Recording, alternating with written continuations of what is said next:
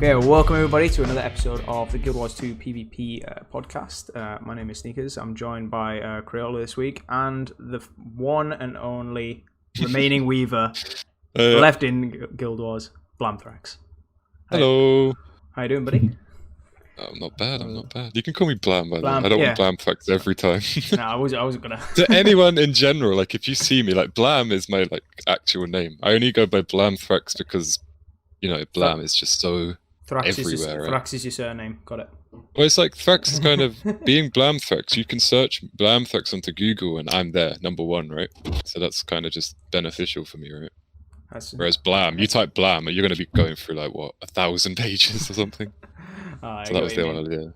Oh well. So you obviously are the one and only Weaver left in the game because no one plays that class, and we're going to talk about that in as much detail. As a meme, yeah. Obviously there is still some, but yeah. That's the meme. That's the meme, yeah. But yeah, so we're going to like kind of talk about that as much as we can today. You obviously stream Weaver, correct? Yes. Yeah. So what? Because I don't really know Weaver. I tried Ellie once and it was too much button pressing for me. Hated the role. I always say this to everyone that picks up Weaver. Like you can say Weaver's as hard or as easy as you like, but going by numbers, Weaver does have like the most skills to learn by quite a lot as well. So at start, it can be very overwhelming because you're sort of just like, wait, what the fuck? Where am I in my achievements? You know, you just get lost with what buttons you're going to be using, where you are, what does what, and it does take a while. But then once you get the hang of it, it feels nice to have that many skills, you know, because then it's kind of it's quite impressive. There's a lot more potential. Yeah, watching players see the amount of inputs that go in just kind of mind-boggling me. Like I obviously play Thief, and it's just like backstab, press 2 occasionally for Heartseeker, and I love that. But then obviously Thief has your difficulty in other places. In your rotations, So it's kind of Weaver's more complex, like in terms of skills and stuff like that, right? Yeah. So that's the complexity. What kind of? Because we've talked about various roles here on the podcast, like roamers, supports, team fighters. What kind of role does Weaver as a class? It's kind of hard.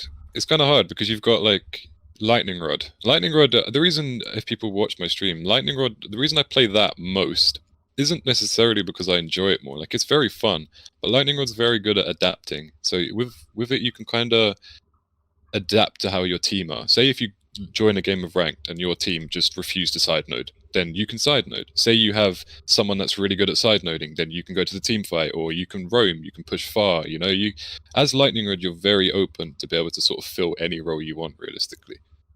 Which is why it's quite good. But then you've got Sword Weaver, and whether you're playing Fire Weaver or the build I made, which we call Blam Weaver, whatever you're playing, if you're Sword, you're very much more sort of stuck on the sides. That's much more of a side noder class. So it's kind of Lightning Rod is more of a fill anything kind of role, but if you're Sword, then you're pretty much a side noder realistically. Okay, so because I've heard the term bruiser thrown around when I was learning the PvP, so it's almost a jack of all trades. Kinda, yeah. At the moment, I'd say it's pretty much a bruiser. Now, obviously, all the bunker shit's gone. You did open up Sneaks with saying he's one of the few Weavers still playing. Blam, why do you think is that? Such a population of Weavers right now. I think it's partly to do with a lot of people in this game don't play a class. They just kind of play whatever's the best at the time. Like, a lot of people are like that, which is fine. That's their preference. But a lot of people will kind of just play whatever the flavor of the month is, right? They'll just adapt. Whereas I don't find enjoyment in that. Like, realistically for me, like I've said it as a joke before, it's like I'm not even sure whether I really like Guild Wars or whether I really just like Ellie. You know? Like, I just really like Weaver more. I've tried every class in the game, like literally every class, and I just never can stick with them. I always just resort back to Weaver. I don't know why. There's something about it. But I feel like the second reason would probably be more to do with it can be stressful, and you might see this on my stream, as like it gets annoying sometimes because it feels sometimes that you're putting in a lot more effort than your enemy and kind of getting less out of it in a way. It's like if you see a grenade hollow, right? Like you're pressing all these buttons, you're dodging, you're timing, you're stunning, you're putting projectile defense, all this stuff, and then the hollow's just throwing nades and killing you, and it's kind of like, you know, stressful that you feel like you're putting in a lot of effort and the enemy's kind of still managing to keep up by just pressing like 1-2, 1-2, 1-2, for example. Yeah, I get what you mean. The other perspective, it is sometimes very annoying to fight a Weaver. Oh yeah, I'm sure. So many I CCs, think one of the funny thing I come across actually is because there's a lack of weavers, there's a lack of people knowing how to successfully or like effectively fight weavers as well, which is kind of yeah, that's it's kind of a bonus because it's like I'll come across a good player, and it's sometimes like quite apparent that they are just not prepared for Lightning Rod because they just don't see it anywhere. Like realistically speaking, there is no one else playing Lightning Rod in like high rating right now. There's no one. Like I can't think of anyone really. There actually is no one. That's actually like trying. That's quite interesting. Oh, on EU. This is just EU. I'm not speaking for NA at all. Obviously, I'm an EU guy. So. Yeah, I have no idea what's going on over NA. Yeah, I kind of no idea keep what's myself over in my there. little bubble. And yeah, definitely. Although EU does have some very outstanding, fantastic weavers. I haven't seen them in matches at all. Yeah, they sort of all stopped playing ranked, and a lot of them swapped to. Many weavers that are just obliterating. But they just seem to be a lot more rare nowadays. I have heard that there's so many potential Ellie builds, especially weaver builds, that some people have caught on and most had just didn't. So maybe that becomes a thing in the future. Well, I mean, Blamweaver's making its rise for now. That much I can tell you. You want to tell the build? I have no idea. Yeah, I'm public with the build. It's Blamweaver. I have a. There's no way for me to share a link through this, but if you watch my stream, I have a link there for it, and it's basically there's a trait in the Earth trait line, and it basically gives you condition damage based off your toughness. So I kind of played around with that, and I came up with the idea. Was like, actually, I remember back when I used to play Fireweaver, like before the February patch. I was like, I used to play a rune called like the Rune of the Undead, because it was kind of good, and it gave you toughness condition damage, and the last 6th bonus for it was it turns your toughness into condition damage, exactly the same as the Earth trait. So if you run the Earth trait and the Rune of Undead, 17% of your toughness is getting turned straight into condition damage.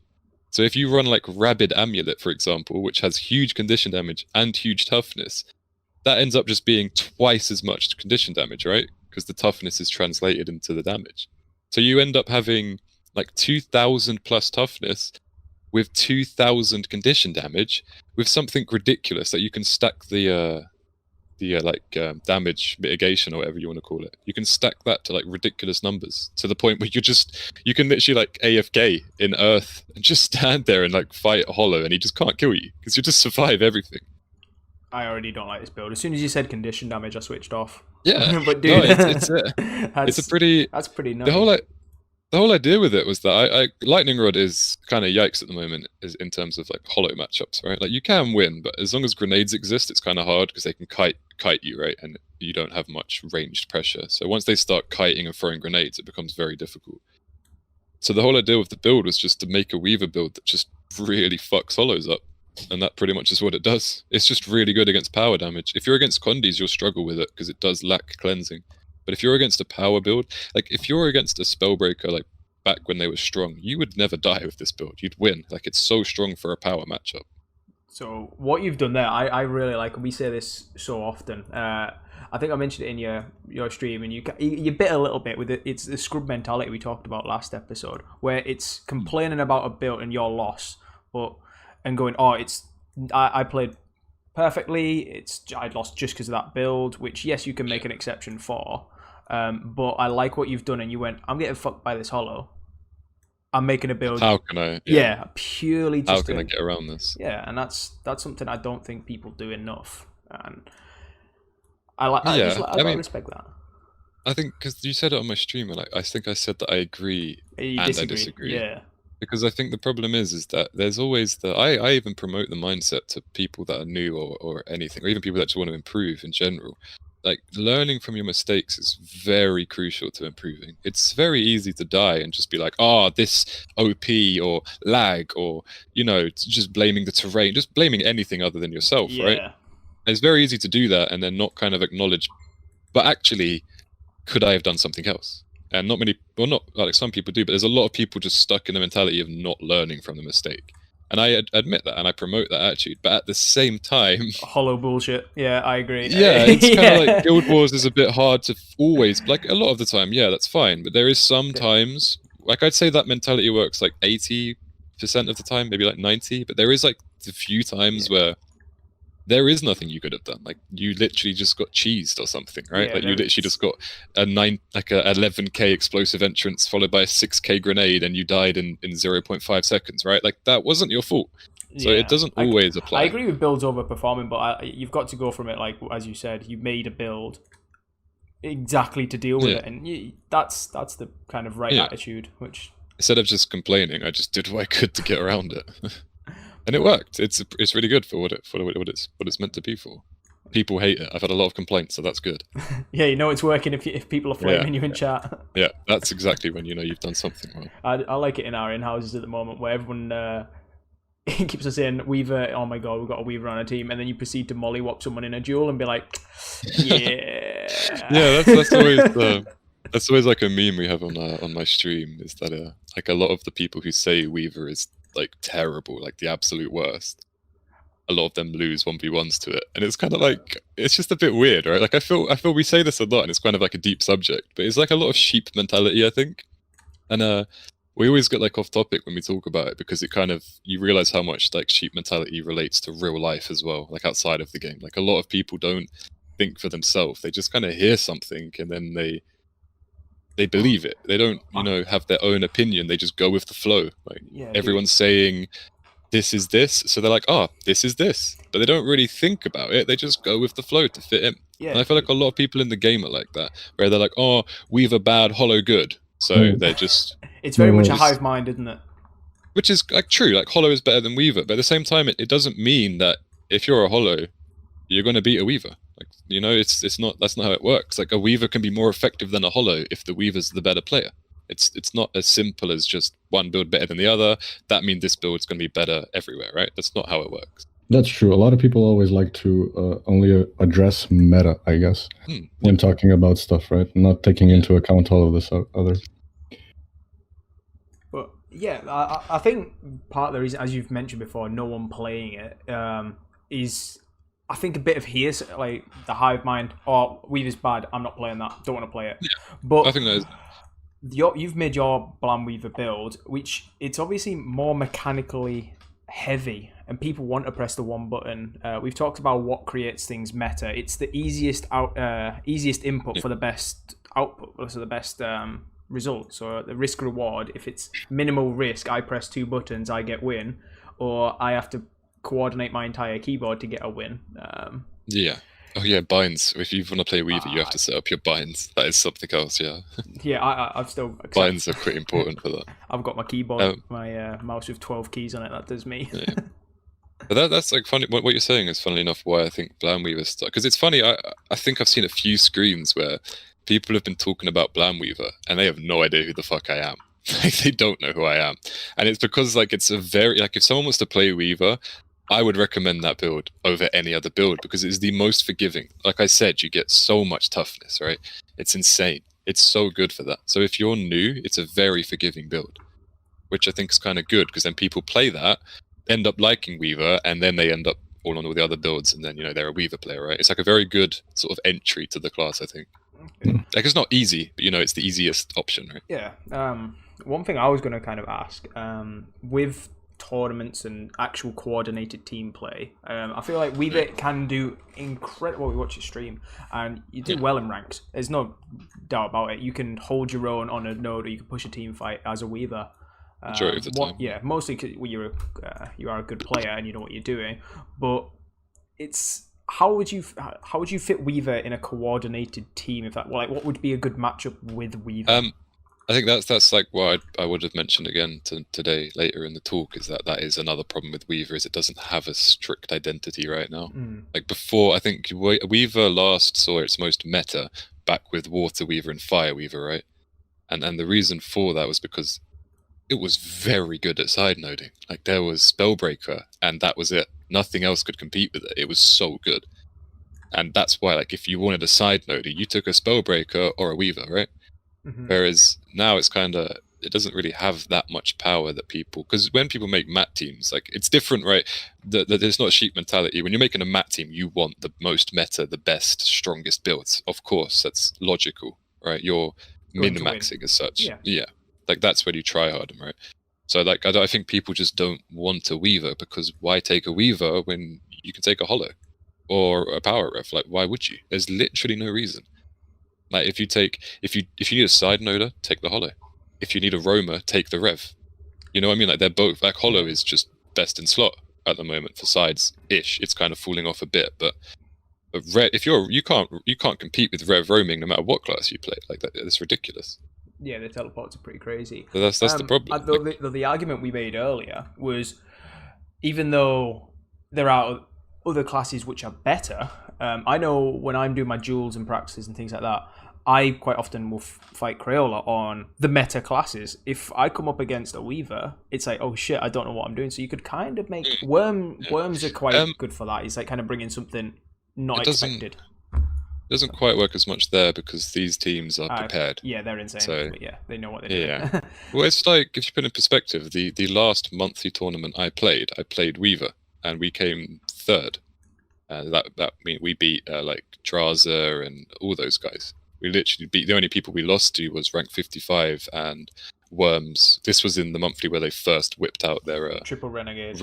Triple renegade stack, and we weren't prepared for that. So we could have easily countered that. And realistically, the team that came second in that monthly, we beat them in Swiss. So realistically, if we had have beaten Worms, there's a very, very high chance that we would have won that monthly, because the only team left we'd already beaten, right? So it's quite easy to sort of use that as an example, that there was a very high chance we could have won that. Yeah, but unfortunately, the Worms whipped out their triple renegades, and that kind of... Yeah, we've struggled. Kind of, like, we played a team recently in an AT, and they didn't run double renegade. They ran 2 revs, one renegade, one herald, and then the second time we went through to the knockout stages, we faced them again, and they pulled out a double renegade, and we just it was just one where we couldn't do anything. You can counter it. This is the thing, because the only reason we got affected by it, because like you said, like then you didn't expect it. It just happened. That was the problem with us. We didn't see it coming. It just popped up, and we're like, oh shit, what do we do? You know, we have 1 minute 30 to think about a counter before the game starts, right? So we were lost. Honestly, we had no idea what to do. And but now, if obviously that was the last monthly I did. If we were to do the next monthly, we would be like, all right, the Worms, how do we do this? And then we would spend like a week or so trying to figure out. And since this has all happened, it turns out that it's actually quite easy to beat that comp. Like, pretty easy, actually. Yeah. If you just know how to do it. Oh. But yeah, I mean, at the moment, I have no intention of doing monthlies, purely because it's not that I don't have time. It's like a mixture of things, really. It's almost like I work full time Monday to Friday, you know, and then Saturday and Sunday are my only days off. And monthlies are fun, but they are a commitment, right? Mm-hmm. You have to kind of sit down for 5 hours at least, if you're planning to go through to limbs and whatnot, and just sit there, and it's a bit... That's like reason one. And then there's also that it's quite hard to find... Like, I can find a team at the moment, but every time I find a team, they're like, yeah, we'll take you. You can go Tempest, right? And I'm like, oh, you know? No. It's like, not really, no. Like, I can play Tempest. I just genuinely do not enjoy it at all. I've tried. It's so boring. I hate it. Obviously, you were part of Quarantine Crusaders, and as far as I'm aware, right. You want to take a step back and focus on the streaming part and play for fun. I won't get too deep into that. It was a mixture of things. It was a mutual kind of thing, as in, I didn't decide to leave, but they didn't decide for me to leave. It was kind of we discussed it. I think we all just kind of figured out, like, this isn't really... No one was really... Well. We were all still friends. This is the thing. Like, I think some people made the mistake of thinking that I got booted or whatever. No, that's not the case. We're all still friends. We all still play. Like, I've known Sari for like 2 years now, you know, like I would be friends with those guys regardless of any petty dramas and whatnot. But it was kind of just, Weaver wasn't performing well enough to really push for Motor at the time, and they wanted me Condi Thief, and I tried, as everyone knows, I did try my best with Condi Thief, but I was just getting sad, honestly. Like, playing the game was just depressing. It's like, normally I sign into the game, I'm like, yes, let's go, let's play, right? And I was just getting to the point where I'm like, oh god, I got to do some scrims, like it was actually like a chore kind of thing. Like, I was having the opposite of fun, right? Like, I was so depressed at the time. Yeah. And I just put zero effort into it. And it came to the point where I was not focusing on the scrims, not focusing on improving, and I was just focused on the stream. And none of that was intentional. But like, when I look back on it, I know, when I look back, I can sort of see why. It's because I was subconsciously suppressing how bored I was, you know. Yeah. And they wanted to try out the Motor, and I was just putting too much effort into my stream. And we were just like, you know what, let's just separate. And then that's what we did. Oh, it worked out. Anyway, your stream's booming. You're like the Yeah, I mean, the I'm happy Weaver with streamer. that. So. I think everybody promotes it now because it's just like, oh, I want to play Weaver. Go watch Blam. Yeah, that is one benefit, obviously, being the Weaver guy, I guess. I mean, there obviously is Phantaram, but he's kind of a bit inconsistent. He seems to have come back recently. But Yeah, I saw that actually. Yeah, There's loads he of seems to have players come who've back come the last recently. week. It's quite a few. Yeah. But he disappeared for like a few months. I don't know how long exactly, but he's gone for a while. Yeah. I watched It's good to see Phantom him back. when Astral Authority was like killing everyone, when NA was still above you in PvP. See, I don't know any of this.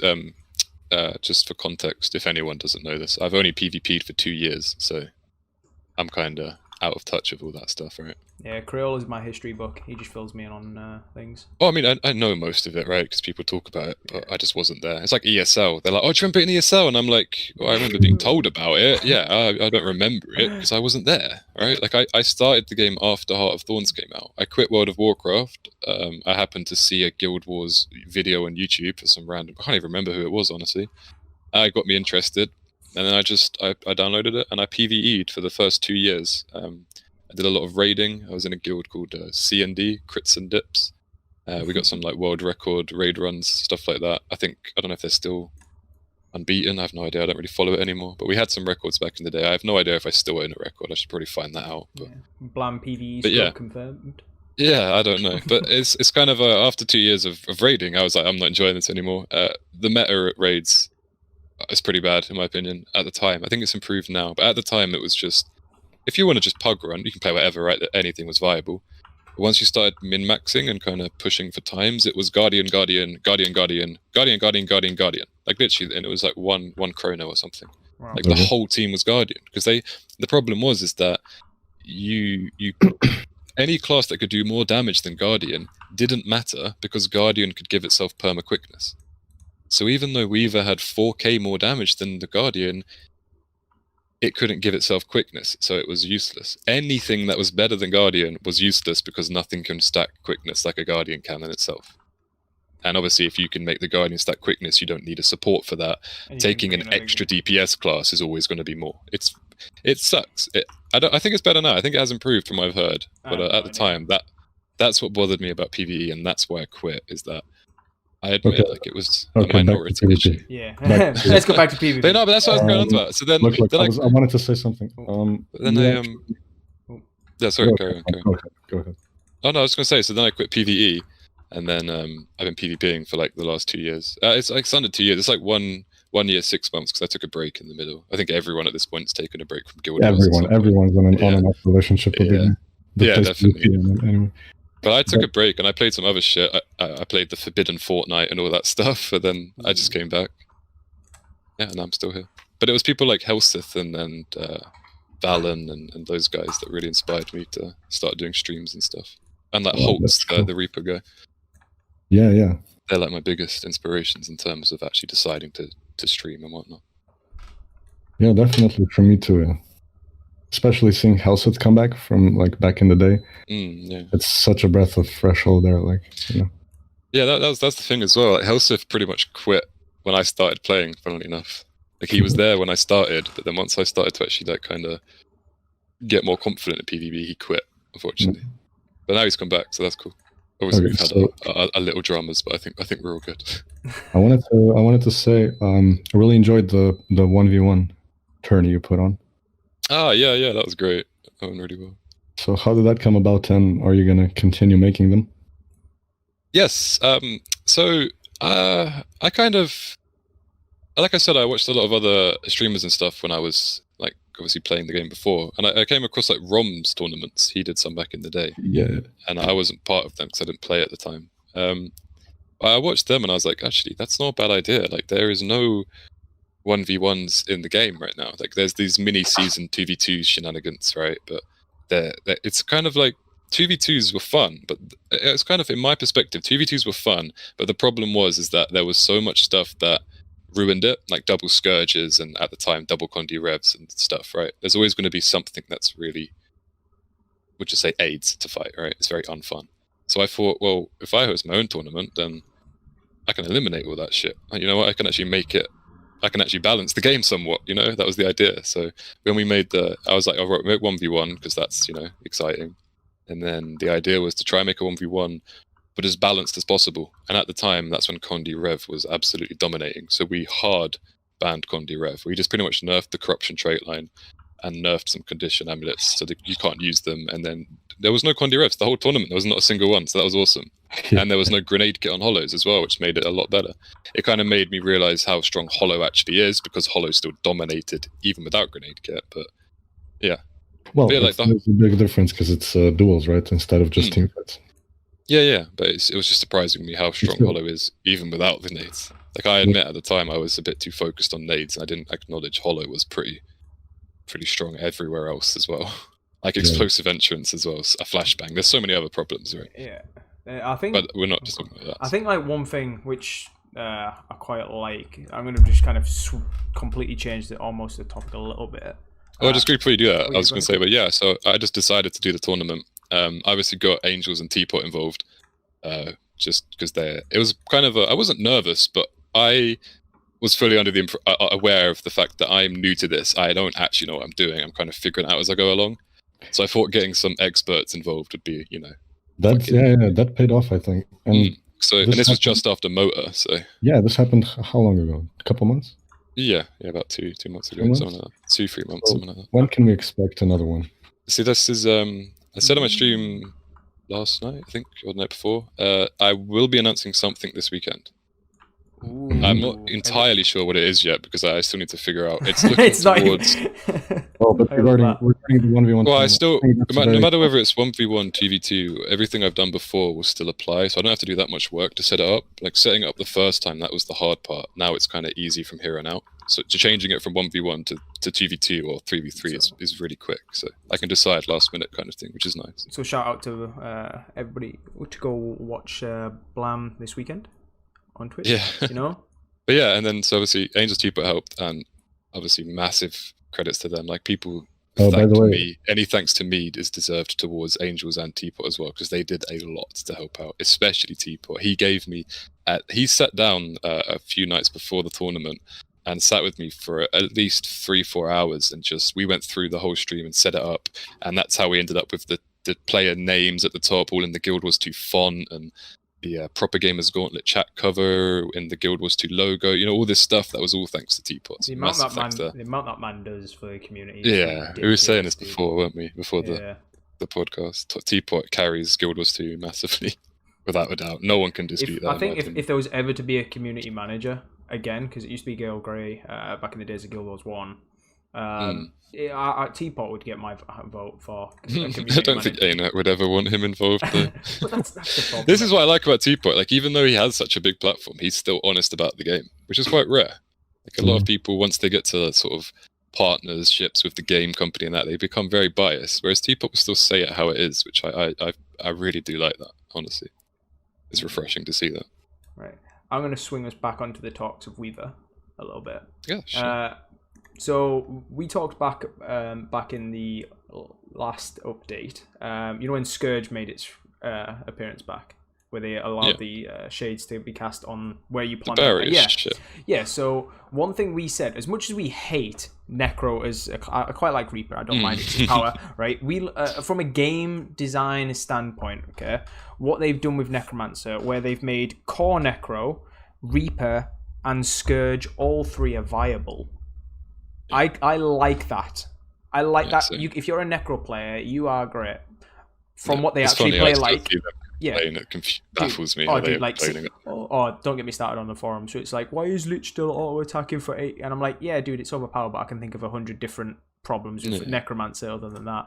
But, I mean, I don't mind Lich personally because I reflect that shit. They kill themselves 9 times out of 10, so I'm fine. We've talked about this, but from like that kind of standpoint, Tempest is obviously very, very good. Weaver's okay, which I guess is fine. Like Weaver was the best choice for Ellie last meta, and now Tempest is seeing some play. So you've probably noticed I've never actually complained about that, because it's good that Ellie's seeing play all around. I'm happy for that. Personally, I prefer Weaver, but I like that Tempest is now seeing play. It's cool. It's like you're seeing a lot of old Firebrand, like even Chuntsu, like Firebrand Legend. He's now a Tempest main, which is it's cool to see that. Then we're becoming Ellie mains. Not my type of Ellie, but still, it's an Ellie. An Ellie, yeah. But so Sorry, I just got distracted with something happening IRL. So from the standpoint of each specialization doing something, where do you think core Ellie lies in the tier? Is it just a complete, absolute shit show? It's just terrible, really. The problem with core Ellie is just the lifetime of nerfs towards like Tempest and Weavers and just other shit. Just that everything affects core Ellie, so it's just getting killed more and more every time. Every time Weaver or Tempest gets touched, core gets touched too. It's like the last. I'm not gonna lie, this one bothered me a bit. I'm not too happy with the way they did this Obsidian Flesh nerf. People don't know they Well, it used to be channeling, didn't it? even more. This is the problem. Like they did the first Obsidian where you pressed it and you couldn't use your skills. Bit weird, but all right. I get where they're coming from. I guess sort of. Yeah, I mean, weird. it's weird how they see it as a problem to do damage while invuln when stuff like Distort exists or Glint Hill. But I was whatever, right? That's fine. Then ANET got complaints from PvE players saying that now this Obsidian Flesh messes up their rotation because if they accidentally press 5, they can't do any damage, right? And instead of ANET going, get good, stop pressing the wrong button, they made it into this channel skill, which I don't think they actually really considered how significant of a nerf that actually was. I really don't think they considered the fact that in PvP, that means that now, before, right, I could get jumped on by like 5 people and CC'd, and I could quickly Obsidian Flesh and I'd be alright. It was a really good panic button. Like Hollows have Elixir, Rev has a Glint. Every class is nice to have a panic button. Making it a channel meant that now if I'm CC'd, I can't use it anymore. So if I'm dazed, stunned, whatever, I can no longer Obsidian Flesh. So it was a massive nerf, which I really don't think they were really considered.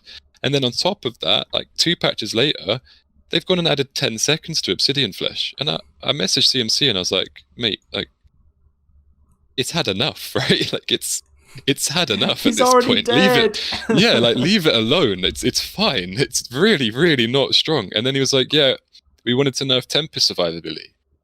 Like that's why they put 10 seconds onto Obsidian Flesh, is because they wanted to nerf Tempest survivability. Maybe and I'm sort of thinking, like Tempest literally has like the mechanic of overloads. Like it has something that it can be nerfed and will not affect core or Weaver in the slightest at all. Like it wouldn't. Yeah. But instead of doing that, they just hit Obsidian, and in the process that affects Weaver and that affects core Ellie. So this is like you say, core Ellie is bad because of things like this. Like them trying to nerf other things but killing everything else in the process. I think you've pointed out a really obvious point there. Is instead of when we say, oh my god, Hollow's busted, or you go, this is overperforming, instead of nerfing the that exact thing, you could do a knock-on effect and be like, say you said Glint Heal, okay, is ridiculous, which is very strong. It's insane. It's so OP. Yeah. If you went, okay, let's actually nerf something to that trait line, rather than directly Glint Heal, that'll go, ooh, actually, I don't really want to run Herald. Yeah. That's what I say about Hollow at the moment as well, is when people are like, nerf nades. I'm like, yeah, that's an option, but maybe also nerf the might stacking, because Hollow can pretty much just give himself perma. I don't know the exact number. It's like 25. I don't know if it is. I don't think it's perma 25, but I think it's perma 20 plus. I think. Yeah. It's like hovers around 21 mark sometimes, but that's ridiculous, right? Yeah. And so you could nerf grenades by nerfing that, or explosive entrance. Like, there's multiple ways around it. I think people get so hung up on one thing though. Yeah, whatever's overperforming, as in on the skill bar, and what's killing them on the kill bar. Yeah. I think they go that. Yeah, exactly. They look at the death recap and they're like, oh, 12k grenade, and it's like, yeah, but if they had 25 might, that's significant right there. Exactly. But I don't know. But yeah, about Glint. Glint is one of the skills that annoys me more than anything. It's the strongest. The skill is ridiculously broken. I would argue it is the strongest skill in the game. And do you know what's the worst part about it, right? This is what bothers me more than anything. Glint Hill is pretty much by everyone's opinion. Rarely someone disagrees with this. Glint Hill is like the strongest heal in the game, right? Oh, 100%. It's one of 2 heal skills that this class has.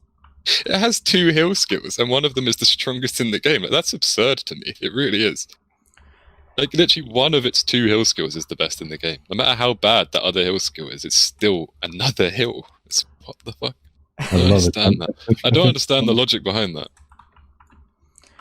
But Glint is so nice because you can, like, it takes a satisfying skill to look at the health bar, actually, and recognize when it's going to come. I think you can avoid it, but if they time it right, dude, and you've got, say that Yeah. we talk about, it's the potatoes on your team who just keep feeding into it. And but this is the thing. Its skill is only relevant to a certain extent because condies. This is another issue. I think Glint would be cool. I've said multiple ways that it could be reworked, and I'm not saying for a second that any of my suggestions are the best. They're just random ideas. Maybe they suck. They're just ideas. But I think maybe making Glint only heal from power damage would be a cool idea. Yeah. Maybe it doesn't work. I don't know. It's kind of hard to know if that would work without trying it. But I feel like that would be a good attempt at fixing it. And this is another thing with ANET. I feel like they don't do that ever. Like, I don't think they have, as far as I'm aware, I don't think they have ever actually done that. Like, nerfed something, gone, oh, actually, maybe that wasn't the best idea, and gone back on that. As far as I'm aware, since I've played, I've never seen that happen. Well, we've talked about it before. The way ANET treats PvP is a side hustle. Yeah, I mean, there was some things, I remember like back with the chaotic interruption on Mirage, I remember people were complaining about how broken that was. So ANET were just like, you know what, you're right, and they just removed it from the game for a week or two before they could fix it. That was kind of similar to what we're on about, but at the same time, they've never actually accepted a mistake as such. They've never gone, oh, actually, maybe we went too far on that and reverted that. They don't do that. I don't know if there's a reason for that, but yeah, I'd love to get a developer on this podcast. It would. I mean, you can ask CMC. He's a really nice guy. Yeah. I'm sure he'd love to join. Like, he's lovely, lovely guy. Honestly, I've spoke to CMC, I think, like four times or something, like on voice. I think and he's super chill. I think the problem isn't, like, if you're talking about this, I don't think the main issue would be okay, let's say it like this. I think the main issue would definitely be communication, right? So even if they change something or nerf something, many times throughout the years, players have, like, scratched their heads as into, like, why did they make this change, you know? Yeah, and the problem with that is not the change itself, maybe, you know, it is as well, but it's no communication behind that change. I think. Why did they change it like this, or what's the purpose of this, or what are they expecting to get from this, or communication on, you know, players experiencing that balance and what their suggestions are, what it is. There's no communication going in that sense. That's back and forth. Yeah. That a player base would be actively seeing the developers engaging in conversation like this, right? This is why so much flame happens, right? The only problem with it is that I kind of, when I look at it from ArenaNet's point of view, right, if you look at, like, the average person that likes to complain about the game, like, look at the forums, for example, right, I wouldn't want to communicate with those people, honestly. Like, the stuff and some of the stuff I see people say to ANET is ridiculous. Like, they are so entitled, and I'll admit, I've out of anger, I've said some shit in the past, and I've probably been like, oh, this game's stupid, right, and all this. But in reality, like, the game is amazing. Like, we've literally paid, I think it's obviously different for everyone, but I paid for Heart of Thorns, and then I bought Path of Fire. So I've paid, like, what, £50 in total, right? And I've had 4 years of great enjoyment from this game. I've met so many friends. I've literally started streaming from this game. I've had so much fun. I've literally had so many memories in this game, right? All for one purchase. No monthly sub, nothing. If you want to pay more for gems, that's fine. No monthly sub. They don't expect anything from you. Once you buy the game, you have the game. You're good to go.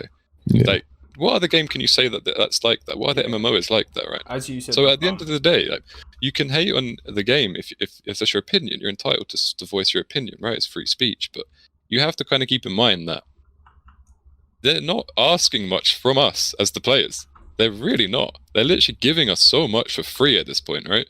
Like, they really are. Like, think if you have the game, just think about how much stuff you get for free. Like, every story episode that comes out free. When have you last had to pay for something? Like, when in Guild Wars, other than an expansion, did you have to pay for something? Like, it just doesn't happen. So I think I don't like when people on the forums are, oh, this is so bad, how comes insert rant here about certain class killing me, or why have we not had Fractal in It's kind of like, would you want to respond to these people that are just shouting and flaming and swearing and throwing around curses? I'm in two minds about this, because from the PvP aspect, I've only been playing a while. As you guys I remember know. you came back onto my stream. I did, which is where I met Crayola. So Yeah. so it's all formed from your Wait, stream. from my stream? Yeah, dude. Oh, really? I didn't Yeah. realize that. That's cool. Yeah. Wait, so this whole podcast thing started from my stream, basically, in a way. We started with In a long chain of events. Yeah, basically, it all started. Oh, that's awesome. That's cool. I like that. No, I remember you popped up in my stream one day. but yeah, it's Little Pepe. Little people. But no, I played GVG back in Guild Wars 1 at high level. But there was no real, there was very little communication, but you could tell the support from PvP there. And I've noticed in this game, just while I've been playing, it seems that the toxic environment has been kind of created from a lack of communication, a lack of sort of content for PvP. But that's getting into a completely different subject, and I like to. But this is like the other thing is like people say, "Oh, ANET aren't communicating." They actually kind of are, just not very publicly. Like there is they're pretty much public knowledge at this point, but there is like a server, and it basically has. I think there's I'm on it now. There's 1, 2, 3, 4, 5, 6, 7. There's 7 ANET devs here, and they're all somewhat related to PvP. And it basically has every top tier player, or maybe just very good players that don't stream, or some players that aren't amazing but they're very well known in the community or whatever, right? There's literally like 30 or 40 of us here, and we say stuff in the game, and ANET actively read that and act on it and comment on it and talk to us. Some more than others, obviously CMC being the number one guy, but they are listening to the community. But it's just I feel like they got fed up of just listening to whining, so they just kind of stopped listening to the majority, and they started kind of, this is why this exists, is it's kind of people here are literally like, I'm just going to go for an example. Someone's here like, this is bad design. Random blinds and daisies from NGs are not balanced. And then there's people discussing it. There's no name calling. There's no, oh, you're just bad, get good. And there's none of this. It's just discussion about the game and the balance. Yep. Yeah, that's what we're trying to. Which you don't get that podcast is to create that discussion. Yeah. I think this podcast is a great idea. Honestly, I really do. I'm surprised. I mean, it's hasn't happened before. It's fantastically surprising how it's not been started before, I'd say. Yeah, that's what I thought. When Sneakers said it, I was like, wait. Yeah, that's not a bad idea actually. Why have no one done that before? Like you've got tea time. You've got tea time, and Teapot does. Yeah, he talks about everything though. Teapot talks about that, but from a PvP point, it's like we can get. We've got some of the Cray guys coming on. We've got a few other people lined up to come on. We're not going to announce anything until it's out, but there are some interested parties who want to talk. One of the early ones, the OGs. Yeah. Well, we kind of want to engage as many as we can into conversation. Well, I'd be promoting this whole thing as much as I can. To be fair. Yeah, I appreciate it, man. Because I want this to succeed, because I think this is great. Like I do. I think it's cool. It's a nice, like, it's not like a safe space, but it's like a place where people can sort of discuss their opinions and whatnot without just the baby rage involved. Yeah, that's our whole part. Everyone's got an opinion. Like I fucking hate Condi spam. Like Core Necro just makes me want to scream. Because I'm not that bothered by that. But actually, yes, I have a question. But yeah, I have a question I want to get to. I have no idea. Like I've played Core Alley, right? Pressure. Pressure's bad. Scepter, Focus, it was so nice in Core, like I love that. But that's about all that I've played of Alley, right? So now looking at Weaver, I want to know what are the matchups? Like what's a good matchup and what's a bad matchup? Or for what? In the current meta, for Lightning Rod or Sword? Let's say Blam Weaver and Lightning Rod, because they're probably the two ones now. I'd say Lightning Rod actually, it's weird. It pretty much, like on paper, it technically loses to everything apart from Spellbreaker. Mm-hmm. Like if you actually like consider everything, then it technically should lose to pretty much everything. But you have a good enough kit that if you can the thing with Weaver is it's not great, but it has a good kit to the point where you can outplay your opponent even if they're stronger than you. It's like if a Lightning Rod into Hollow, for example, the Hollow is stronger. No one's going to argue that. Literally no one will debate that. Hollow is much stronger than Weaver, right? That's everyone agreeing here. Yep. Yeah, but you can still beat Hollow as Weaver. It's kind of more even a good Hollow. Like you've probably seen it. I've pretty much dueled every Hollow at this point, and I'd say I'm in a positive win-loss for sure. Like I think there's a few people I struggle with more than others. there's like some people like Zan. I think Zan's the number one. Like whenever I come across Zan, I'm like, oh shit. But most holos, it's all right. But I think because he's just so fucking good that it's a lot harder, right? Because this is what I'm saying. Like with Weaver, you can outskill and outplay your opponent, but if your opponent is Zan level of player, you can't really pull that off because they're better. Like Zan's a much better player than me, right? I think it comes down to, as we were saying, that risk reward. It's a really high risk with Weaver for the same reward as minimal risk for a holo for the same reward, if that makes sense. But then it also does, like, it has positives, as in it does have the kit to kind of make up for this, which is kind of nice. Like, if you think about it, Weaver does have quite a lot. Like, you have a lot of CCs, you have a lot of projectile destruction, you have some dashes, you have weakness, you have unblockable CC, you have tornado, which is basically a class on its own at this point. You've got magnetic shield, which has an unblockable pull, a stun, a block that gives you barrier, immunity to condies for 3 seconds. You know, it's got a decent kit. Like, it's not terrible. Like I'll never once say that Weaver is trash. I'd say Weaver is weak and this is the thing. It's weak comparing to others, but it's not actually like terrible. Like just on its own. It's just other classes are much stronger, but it's still fine. It's like I wouldn't say Warrior is weak. It's just bad compared to like everything else in its role. Yeah, like Warrior's balanced. That's the thing, and everything else just isn't. So it's kind of, it looks bad in comparison, but in reality, it's not. Like Warrior is pretty much where I think it should be. Honestly, in terms of survivability and damage, maybe a little bit more on the sustain side. I think it's got one of the best overall designs. Great animation, like easy and very fun to fight. Yeah, good animations to see, and it is strong what it does, and it got decent damage. It's just, as we've said, better things in the role. I think that's one of the fun things about Spellbreaker is that fighting it's satisfying. Unlike a lot of meta builds at the moment, like fighting Spellbreaker, it feels like you win if you play well, and if you make mistakes, you feel them, and you know where you went wrong, right? Like it's a very skillful 1v1. You can't go in spamming skills and winning, right? Because you're going to be proccing full counters all over the place, right? You have to actually think about what you're doing against the Spellbreaker, which I really enjoy, which I don't feel that same way about when I'm fighting a holo right now, for example, which is a bit... So, like in terms of fun, I feel like the meta was more fun before the February patch, but I admit it was fucked. But at the same time, it's weird. I was talking about this before. The meta before February was so broken, right? Everything could pretty much one-shot you. But that was kind of why no one complained, because everything was broken. So everyone's class was fucked, so no one was that bothered by it. No, like everything. Complaining, man.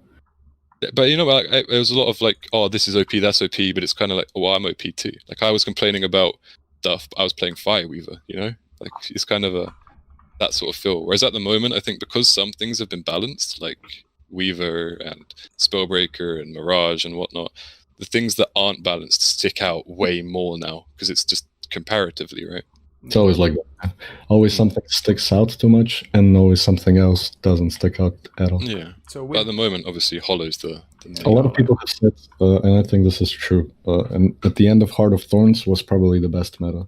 Like, that's it. Recently, right?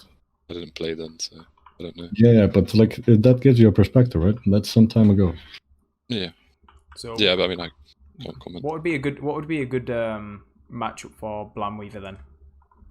Holo. This is what I'm saying. The Lightning Rod's bad into Holo, but like that's what I mean. I made Blamweaver for the matchup because of how bad Lightning Rod can be into it.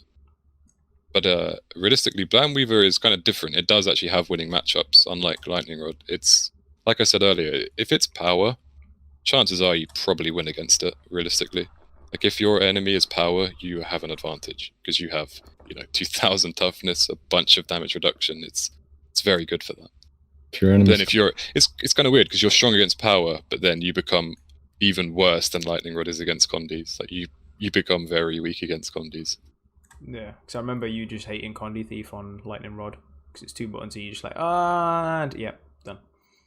I think the one thing I don't like about Condi Thief is the way reflects work in this game. Actually, it's more a problem with that than Condi Thief. Honestly, like the way, I don't know if people know, but the way reflects work in this game is you reflect, and it's based off your crit chance, something like that. It doesn't do the damage. It just does flat damage. It doesn't take your damage or the enemies into account. It just takes your precision into account. Something like this. Someone can Google this and find a more accurate example. But basically what it is that if a full Condi Thief bombs me with his projectiles, right? Like that's how they did it. They'd fire a repeater. If I reflected all of that, it would do no damage to him. Which, if I hadn't have reflected it, it would have completely done like 50k damage to me. But I reflect it, and now it's doing 6k. That's what bothered me, because I felt like these thieves were just spamming things, and I was actually reflecting at the right time, you know, doing what I was supposed to, but I was doing no damage from it, because it doesn't take the Condi stat into account. Like, that's what bothered me more than anything. Yeah, that would be an interesting thing. Because if it didn't work like that, like if it took that, I think it should take the actual damage. Yeah, the actual skill, whatever it does. If a Deadeye shoots you for a 7k Death's Judgment and you reflect it, it should be a 7k reflected Death's Judgment, in my opinion. Yeah, even if it was like 80%, I'd be okay with that. Well, I think power works pretty well. So like when I play pistol core, Condi Engie, right? When I get reflected from my pistol, I get the Condi stacking on me. Yeah, but that doesn't take your Condi damage into account. So those Condis would just be weak. Into account, do you think? No, it doesn't. I don't think. This is what I mean. I don't think it does. It doesn't take any damage into account. Where does that Condi damage from those Condis come from then? I think it's just base damage. Every skill has base damage. Every Condi has base damage. Like burning has base. Everything has a base damage. It's just modified by your stats or whatever. I don't know. You can Google it, because we had this thing before. Like it's another thing actually. It leads on to the other thing about the game doesn't do a very good job sometimes of explaining things, right? Yeah, we have said this so many times. So many times you'll have like top players that have played the game for years, and they're like, "Is this how it works? Is that how it works?" Because there's just no way of finding out. Like you've got a wiki which isn't even run by the game; it's something else entirely. And there's nothing. It's like the amount of people that aren't aware that you can get a VIP pass, as in the VIP pass in the PvP area. You can get that for getting top 25 in a ranked season. I didn't even know that. There we go. You don't have... people seem to think that VIP passes only come from 1st to 4th place on a monthly, which that's where most come from. But if everyone that's ever been top 25 since I don't even know if this was before, but now they're Duke and Baron and whatnot. Everyone that's top 25 gets a VIP pass. The second you finish a season on the leaderboard in top 25, you get sent a VIP pass. It doesn't say this anywhere in the game at all. I don't get it. Which is weird if you think about it, right? Yeah, the game does a really shitty job of explaining PvP. It's even like the new player experience. Like I think that's the worst of any MMO I've ever played. Like you make a character and then it's like, oh, here's a boss. Go up to it and literally just press 1 until it dies. Yeah, that's so bad in my opinion. Dude, like coming from Guild Wars 1 and the system they had in place, we could do a freaking whole episode on this subject. We definitely will. But Guild Wars 1 did. All the enemies, like the enemies out in the wild, use skills the player had access to. So Elementalist bosses would use LE skills. Assassin bosses would use assassin skills. Growly, you've experienced this. And then when you go into PvP, say for example an AoE skill, like there's a Firestorm or even Meteor Shower, which is in this game, enemies would use that skill, and you go, Meteor Shower. And then you go into PvP and you stand in it in PvE. You go, oh fuck, I'm not going to stand in that. Someone uses that in PvP, you're like, I remember that skill. I'm not going to go near it. In this game, it's just like dodge red bar on the ground. Yeah, that's cheers. true. I get what you mean. If you want to go PvP, there should be something there to like, because it just tips, right? Like PvE is baby steps, and PvP is conquering something. I don't know. Raids. Even if they just put like some tips on the loading screen or something, like other games do, they don't have to make a full-on tutorial like for PvP or whatever. Yeah. Like it would just be nice if they just put, oh, by the way, if you're loading into PvP, it could be like, pro tip, getting top 25 will reward you with a VIP pass, or something like this. Or top pro tip, reflecting won't mean the damage that you're reflecting will be that damage. It will be a lot less. Just something like this. It'd be nice to know this stuff. Like there's no way of finding this out other than from other people, right? Like you just found out about the VIP pass from me. I found out about it from someone else. It's just a chain of people figuring it out. But that's not ideal. I know. It's all word of mouth. Like hearsay. Hearsay. Like when I've been learning Thief, we've had Illithix coming on and literally coaching me, and I'm like, I didn't even know that combo. I remember we ran as a team, and for freaking age, like Blinding Powder, which is my stun break, for so long I didn't even know that was a blast finisher. Yeah, I was just me not reading, but I'm like little things. I mean, Blinding Powder used to be very good back when it wasn't cast. But, Yeah, it was just Yeah. instant. yeah, Instacart, that was so good, but it's still good now. But it's That was ridiculous. Yeah, not Yeah. even with like it could do such a better job of teaching new players, because PvP definitely needs new players. Holy shit. Yeah. But it's like other things. Is they nerf some things on one class and that will affect every other class. It's like there was one that at the time, in hindsight, I don't care anymore. But at the time, it really bothered me. It was like a little trick, which obviously not everyone would know about. But if you looked, say you're on Thief, right, and you got Dagger, if you looked directly from above your character and used your Heartseeker, it would travel half the distance as a normal Heartseeker. Which doesn't sound like much, but that basically meant you could stack more stealth because you could actually get one more leap into your smoke field before it ran out. The thing is that worked basically with every leap skill. So as Ellie or Weaver or whatever I was playing at the time, all my dashes are affected by this. So I could actually skillfully say I'm not close enough to hit someone with a dash, or I'm too close to hit them with a dash, right? I could actually look above and then use my dash, and it would be half the distance and then would actually land directly on the person I'm trying to hit. So it was like a skill thing. It was really very much like only the top players would really make use of this. I like it. But they removed that because they didn't like Thief getting more stealth from it. So instead of figuring out a way to make Thief not be able to blast, maybe even reduce the duration of smoke field, that would have fixed the problem instantly. Instead of doing something like that, they removed the ability to do that dash, cancel, whatever you want to call it, on every class ever. And their excuse is, oh, but it was a bug anyway. And it's like, yeah, but I mean, half this game's a bug. But it's a nice bug, what people like. It's not a bug if people like it. Yeah. Well, you can just pass it off and be like, yeah, we intended that. It's just funny because they'll be like, oh, but it was a bug. And it's like, Ranger double knockback, double evade on Greatsword 4. Like, hello? Ranger's been able to knock people into walls, hello? Like, there's some bugs they don't really care that much about, but suddenly if there's another bug, they're like, oh, it's a bug though. It's like, well, yeah. I mean, I think Ranger Greatsword 4 has pretty much been in the game since launch, if I'm not mistaken. Yeah, which is completely ridiculous. Like, that's so stupid. What we should do an episode on just moaning. It'd be great. Well, I mean, like, if you talk about the game, you will end up moaning. Well, but like you always have to kind of just say, like, there is complaints and they are I don't valid. think anybody should be moaning. I still love the game. I still think the game's amazing. Yeah, we've said that it's passion. Definitely. I think the people. It's funny because people hear it and they're like, "Oh, you just hate the game." It's like, actually, it's the opposite. I genuinely love the game. Like, I am passionate about the game, which sounds lame, but I am. Like, a lot of people are passionate and they care, so they actually more actively, like getting emotional as such about it or angry. Bringing it to a positive point, what do you think the community could do? We talked about this a little bit with Tricon last week, of like what the community could do better. What do you think we could do to kind of improve our community as a whole, especially the PvP one?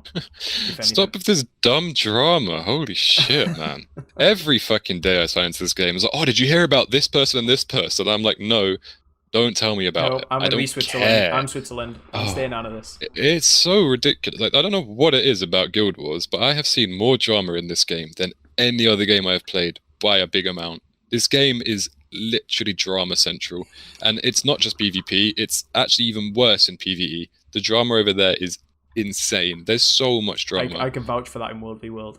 Oh, it's absolutely ridiculous. And every time you play PvP, you'll try, like, for example, you try and make an AT team, right? And you'll invite person A, and then you invite person B. Person B joins, and then person A is like, oh no, fuck this guy, I'm not playing with him. I refuse to play with this guy. 2 years ago, he typed noob when I died. And it's like, just get over it. Holy shit, man. Like, the player base isn't that big. Like, why are we all hating on each other? Just, like, I've had arguments with people in the past. I literally, I don't know if I show it on stream sometimes, my block list is empty. I don't block ever. I don't get the point. Like, if you don't like someone, just don't talk to them. It doesn't mean you don't have to play with them. Like, if you're two good players and you dislike each other, who cares? Just play. Go for the win. It's efficient. Go for the win. Exactly. Like, just stop crying at each other. I think it's well, I think it's my British sense of humor. You might have this, but where if you're insulting each other, this is what me and Crayola do. It's like a term of endearment. Like when we log on, it's just like, you fucking pleb. Gotcha. yeah. It's like when I meet someone for the first time, I'm super polite, but then you've got people like Azriel He's a Necro player. I don't know if you know him, but he doesn't play much nowadays. But he's like my oldest PvP friend. We started playing together back when I first started, and like me and him talking, like whenever he's on stream, like in Discord with me, they're like, are they arguing? And it's like, no, he's like my best mate in the game. You know, like we are really good friends. Like us sounding rude to each other is actually a good thing. Context. It's weird. It's British banter. It's kind of, and I think some people don't pick up on that when I'm streaming as well. I've noticed. If I like do it with someone, I find it hard because obviously Azriel's British, so he gets it. But if I do it to some, it's like Fallon. I think I did it to Fallon once. He's German, and we're cool now. We banter all the time. But when I first started playing with him, I said, I can't even remember what it was, but I said something, and he was like, "What? Why did you say that?" And I was like, "It was just a joke, bro." And he was like, "But that was mean." I was like, "No, I don't mean it. You know, I'm not being serious." And then it was kind of just I realized the whole difference in like the way you are, right? So you're enjoying streaming then, Blam? Oh, definitely, dude. I literally just started it as a meme, and it just went well. So I just kept doing it. I always wanted to, and I just randomly turned on stream one day. I looked up how to do it, downloaded all the stuff, and just went with it. And that was like 9 months ago, something like that. Yeah. So you've mentioned a few times on stream that you want to do the YouTube side of things with a possible Weaver guide. I will. Yeah. Well, I need to upload the 1v1 tournament still. I was going to do that this weekend. If you could give a couple of tips for the wannabe Weavers, if there are any out there, because you said that it is viable. It's just if you want to kind of brag about how good you are, I'd say, and you can kind of flex on people because you beat them with a Weaver. What tips would you give them for, like you said, keybinds, things like that? Or the keybinds is hard because it's whatever works for you. But one thing I'd say is don't stick to F keys ever. Don't stick with your F keys. You don't. I know it seems you can reach your F keys, I guess most players, but that time that it takes to get from WASD to F1 to 4, I know it's only like a second, but that's too long. It's like, for example, if you put your hand on WASD, my attunements are Q, E, R, and C. So you go in there, they're literally like next to WASD. I don't have to stop moving, and that's like the whole idea. You want your attunements to be really accessible, like within under a second's reaction time, right? You want to be able to just go, oh, I need to be Earth, and go bomb Earth instantly. Like, it's very important, actually. Your weapon skills aren't as important, and obviously your utilities are quite important as well. I see some people and they're like, oh, I have most of my utilities bound, but I skill click one of them. You can't get away with that on Weaver. You really cannot. It's like Sari. Sari's public with this. Sari she got top 10 last season, right? She skill clicks her hill skill. Like, Sari has literally got second in multiple monthlies. She came top 10 last season. She skill clicks her hill skill. Like a lot of players do. You'd be surprised. Floody skill clicked until like 2 years ago. He skill clicked for a while. There's literally a clip of him on YouTube fighting a Bindo, and he's skill clicking his hill skill. That makes me cringe a little bit. So just don't do that. Never get, because the thing is, it might work, but when you come to then actually want to bind it, it's then just a waste. You might as well just get used to binding it in the first place. And it might be at first you're like, oh my god, there's so many buttons to press, right? But it will click. It will honestly click. I did this on my fiance's when she set up a Guild Wars account. Before she even logged on, I was just like, right, I'm going to just change your keybinds to something that'll be just so then before she even started, it was like, okay, this is what. That is a very good idea, because you want to be able to just get used to it and then stick with it, which is a two-edged sword, because I upgraded my mouse. And now I have a mouse where I can actually have, like loads of buttons on the side. Yeah, boy. Mine currently just has 2 buttons. 12. My middle utility skill, for example, I hold shift and use my bottom mouse button. The second mouse button on the side. Realistically, I should definitely change to the mouse with multiple buttons and then just just get used readjust. But this is what I mean. Like, this is the problem. I'm literally what I'm on about. Like, I've got used to this, and now it's hard to change. If you're like trying to pick it up, save yourself a lot of time in the long run and just do it all on day one. And it will be very hard, but it will pay off in the long run. Yeah, definitely. But I'll give you a tip. I did it as well. I played all of these years on the worst kind of mouse you can imagine. It's got three buttons altogether. Well, like just a non-gaming mouse. Crayola's got a few budget set up on his wooden chair and everything. It's great. Oh my god. Let me tell you this. So my Angie setup, I actually got a really old keyboard from a friend all those years ago, and he had a weird keyboard, and the buttons were like kind of different than on a regular one. So the keyboard died one day, a couple months ago, and the mouse was kind of almost dead as well, right? So I had to upgrade. and I couldn't play Hollow for like 2 months probably. Literally couldn't play it because my keybinds were set up on that keyboard, and I just couldn't deal. Like, I have a new mouse with a bunch of buttons. I set up everything, but I just couldn't do it. And So you what experienced it firsthand. what I did was actually just changed everything and just went like, fuck it. And that was the same time that I started playing other stuff as well. So I just got used to new binds on all other classes, and now I can play Hollow no problem. Yeah, that's exactly. You should definitely go for the better option, whatever that is. And it might be harder at the start, but it will save you so much time in the long run. What other tips would you give for the wannabe weavers out there then? It's kind of weird. Like, realistically, I'd say if you play Weaver, just kind of be prepared for stress. Honestly, like, I know it sounds bad, but as soon as you come to terms with the fact that you're not meta, the better, honestly, because there is going to be, when you're learning, especially, you're gonna feel like you're literally getting trained by everything. Like, I see people, it's funny, they'll pop into my stream, they'll be like, hi, I'm new to the game, da-da-da, can I have a build? I'll give them the build, and then they come back the next day, and they're like, mate, what is this build? I'm dying like 12 times a game, right? And it's like, yeah, that's going to happen, honestly. Like, that will happen. It's a very risky build. Like, you are very risky. Like, you have to adjust, and this is another thing, like, Weaver's got a very unique playstyle. You have to adjust to Weaver. Like, it's not like any other class. I'd say just stick with it as hard as it might be. Maybe take a break if you're getting tilted or whatever, but just stick with it. Like, literally just stay at it. Keep playing. Duel people, that's another good one, is duel people. Don't always just ranked. If you're learning a class, find a buddy. Just find any friend. Doesn't even have to be a friend. Even ask on map chat if you want, or Discord, wherever. Ask in the in-house arenas.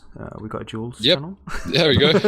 Self-plug. Literally anywhere. But just find someone to duel, and then private arena, just have some duels. No gold bets, no ego, no, oh, you're bad, you lost. Just friendly duels. And just that's a really good way to practice. You'll find a lot of good, like Draza. Draza is the pinnacle of this. This guy duels hard. He's always dueling people in arenas everywhere. He loves it. That's part of the reason why he's so good. So yeah, that's what we're trying to kind of create. As I just mentioned, join the in-house leagues. It's what Crayola's kind of big pet project. We've got a dual arena, so we've set up a Discord server where there's a lot of high-ranking players in there. You've also got the Welcome to PvP server, which obviously you're a coach on. Which everyone should check out. Yeah, everyone should check out that. And I was going to say that, funnily enough, when you asked me, if you do have anything about Weaver, if you're learning it and you want advice, you can either find me on my Discord server, which is Blam's House, or you can find me on my Twitch stream, Twitch, whatever, Blamthrax, or you can join the Welcome to PvP Discord, which is run by Tricon, and I'm a coach there, so if you can use any of those, whatever is your preference, anywhere, any questions about Weaver, literally, even if you think it's stupid, like, even if it's something that isn't visually apparent, like, I see one question I think I get asked the most, in fact, is why do you run Sigil of Cleansing when you can't weapon swap? And it's like, well, actually, your attunement swaps count as weapon swaps, so when you swap attunement, that procs weapon swap sigils. And they're like, oh, right. So little things like this, just simple questions, no matter how silly they seem, just ask. Like, you can just ask me wherever you want, like PvP server, my server, Twitch, wherever. Just ask me away. I actually didn't even know that, but yeah. What about the weapon swap? Yeah, I knew it'd be for some reason, but I was just like, It's achievement swapping. Achievement swapping is a skill and a weapon swap at the same time, which is weird. Cool. But no, I think that. Thank you very much for kind of coming on this podcast. We've talked pretty much about everything. We would love to get you back on. So as Blam said, you can find him on his Twitch stream. Go watch him. He's doing a big announcement this weekend. I know. I'll be there. It's probably going to be 3v3. I'll give a little sneak. It's probably a 3v3. By the way, this weekend is, this podcast comes out on Monday. So oh, really? Yeah. Damn. So well, no, last weekend. Yeah. I always forget about that. Yeah. But yeah, so hopefully the last few days a tournament was announced, and it was probably a 3v3 tournament, maybe, probably. But yeah, as we all know, we don't know. But, hopefully everybody does when this comes out. But there'll be something like there will. Much I can say, I will do a tournament within like a month or so. Definitely within like 2 months max, there will be another one. Right. That much I can say, and I've already confirmed on stream before. And I also do have some other people involved That should be cool. But I can't obviously leak too much about that. Yeah. But it should be bigger than the first one, that I can say. And yeah, I can't say much more. Yeah, it'll probably be announced anyway. The prizes will be a lot different. That's all I'll say. The prizes might not just be game stuff. That's all we'll say. Well, carry on. Whatever. Maybe we'll see. Let's see. Let's leave it for the surprise, man. Yeah. Leave it for your Twitch channel. Yeah. Don't give us all the goodies. But yeah, thanks for coming on. For those who listen. No worries. Thanks for having me, man. No worries. Anytime, man. But for those who listened to the end, thank you very much, and we'll see you next week. See ya.